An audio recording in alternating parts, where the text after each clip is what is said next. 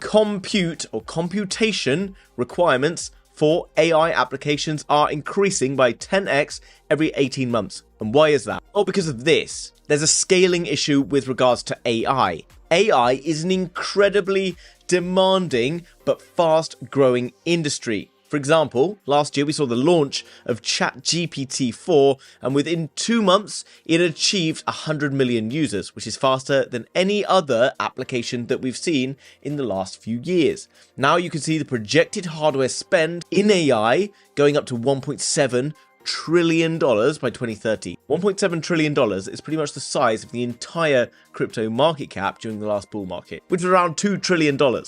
And this could well be just heading into one particular sector. Now, we all know Elon Musk, and he's already pointed out that GPUs used for computation in AI and other things are harder to buy than drugs. And what he's basically saying is the demand is coming in so fast and so hard that GPU production can't keep up.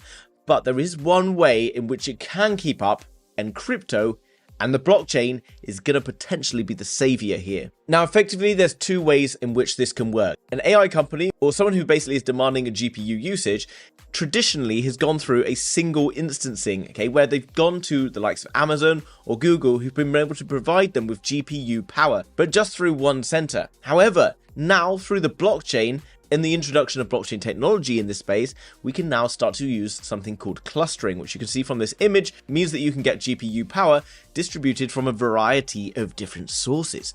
This means that it's incredibly efficient, it's much faster, and it's much more reliable, because that connection could cut out and you would still be getting your GPU provided by other providers. So armed with the knowledge that there is a massive growth trajectory in AI, GameFi, and all sorts of other things, I now know that there is a huge demand for GPU computing services where you can basically go to the blockchain and you can gain this GPU usage.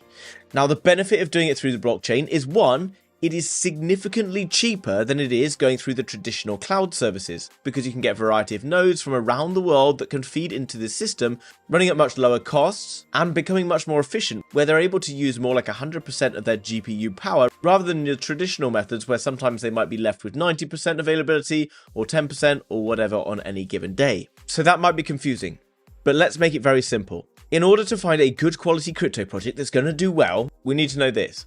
Is it going to solve a very significant issue that's going to continue to scale and grow without a huge amount of competition in the space? Because simply, it comes down to supply and demand. If the demand is going up and the supply is starting to go down, and the supply starts to go down, then people are going to go rushing out to try and find the next solution. And if the competition is lower as well, because it's a newer kind of thing and there's not that many people in the space, then guys, you better believe that if you've invested into the right projects, then you're going to be in a great space.